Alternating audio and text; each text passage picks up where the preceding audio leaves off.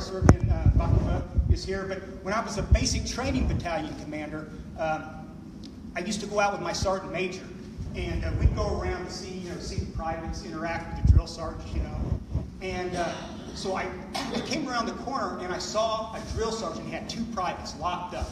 And the drill sergeant kept going, "Where's your NCOIC? Where's your NCOIC?" Well, the soldiers only been in the Army about a week, right? They didn't know that an NCOIC meant non-commissioned officer in charge.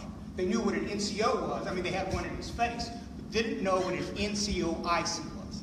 So finally that drill sergeant said, "If you don't tell me where your NCOIC is, you're going to be doing push-ups all the way to China." All of a sudden that drill sergeant said, "Drill sergeant, I do not know what NCO you see, but you are the only NCO I see." You gotta love privates, right?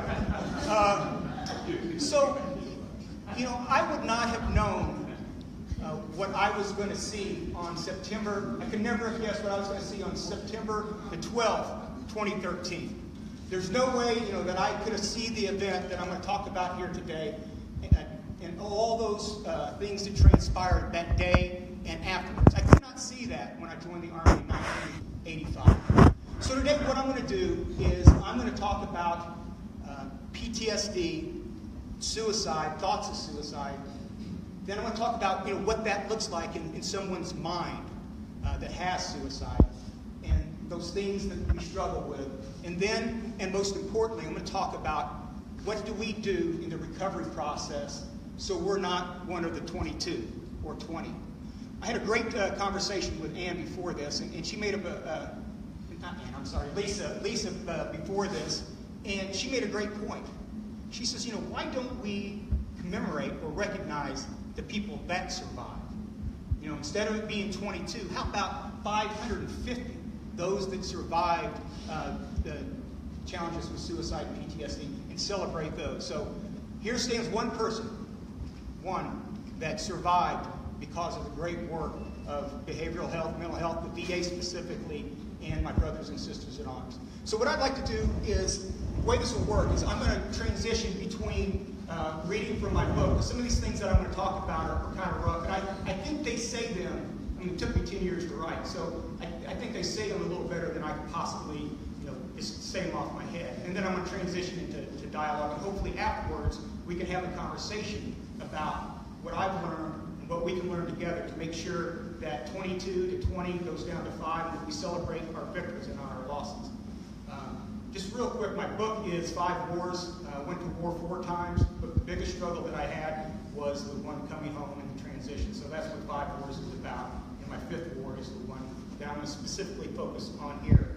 So what I'd like to do is start out, I'm going to read the prologue that kind of sets the conditions and the framework for our discussion here.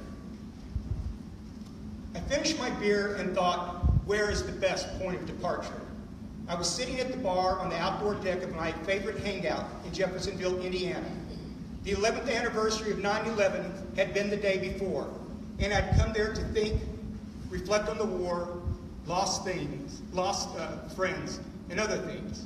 I wore a t-shirt and shorts.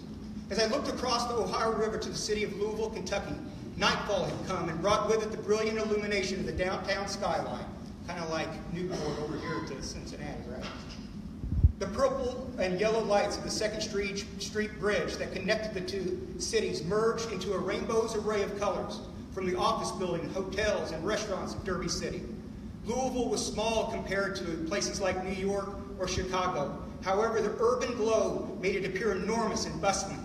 I often got lost in the panorama of the infrastructure's neon peaks, which oddly reminded me of a view I had of the Hindu Kush in Kabul in the mountains of Afghanistan. I had identified 2 options at Jeffersonville from which I could depart a world that had become too difficult to bear. One good spot lay a little over a half-mile east of the bar on Riverside Drive, which ran parallel to the Ohio River. It was just past it was a monument to veterans of the wars in Iraq and Afghanistan. The height of the drop-off to the river was not ideal. I would have to get enough speed to lift the car beyond the sidewalk in the grassy area at the water's edge. I could have gone a little further down the street where the path to my final destination was more direct and the impact into Ohio's murky depths more likely. However, I liked the idea of departing at the monument. After all, I had served in all three wars whose names were engraved in the concrete triangular block: Desert Storm, Operation Enduring Freedom, and Operation Iraqi Freedom. I had also deployed to Bosnia for Operation Joint Endeavor, but that conflict was not recognized. I also liked the western choice. The Falls of Ohio State Park was about a mile away. A statue of Lewis and Clark marked the entrance to the park and the potential point of departure. It commemorated the explorers' first meeting and the start of their expedition, which would take the core discovery across the mostly unexplored territories of America to the Pacific Ocean. I greatly enjoyed the book Undaunted Courage by Stephen Ambrose, which described the journey, and had found Meriwether Lewis interesting.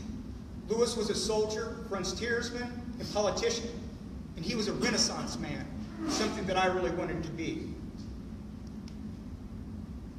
He had allegedly committed suicide several years after the expedition, although there remains some controversy over whether he killed himself or whether he was murdered. The entrance to the park had the advantage of having a ledge of adequate height and a more direct route into the river. However, the water was shallow there. If it hadn't rained in a while, the limestone rock and coral fossil beds became completely exposed. The impact with a hard surface would most likely cause my car to explode and result in an almost certain and fiery death. There were more effective ways of committing suicide, but I wanted ambiguity, not efficiency. There had to be some reasonable doubt of my intentions. A bullet to the head, hanging, or asphyxiation from vehicle fumes would leave a little question of my motive. I like the idea of going out like Thelma and Louise, who at the end of the movie drove at high speed up the side of a cliff.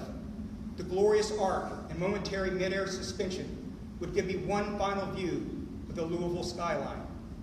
I could become absorbed in it, become a part of its beauty, until gravity took me on a downward headfirst collision with the water, followed, I hope, by unconsciousness and drowning. A drunken automobile accident would be a plausible explanation of my death.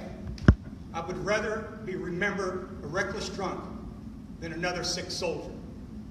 I also chose this method because I didn't want anyone to clean up my mess or have my wife or daughter find me. And I think maybe, subconsciously, I wanted an exit strategy. If at the last minute I realized that this wasn't such a good idea after all, I could escape as the water poured through the open windows of my car. I had been developing my plan throughout the afternoon and into the evening while I drank bourbon and beer. The alcohol had filled a great emptiness and stirred up my courage to see the action through, but I did have reservations. I was not quite committed yet. I decided to do one last reconnaissance of both the east and west options to confirm which would be best. Then maybe I would execute my last mission on Earth, and take my place with my dead friends in Valhalla. I had one last shot of bourbon and paid my bar tab. Then I walked to my vehicle, got inside, and put a key in the ignition. So, obviously, I didn't go through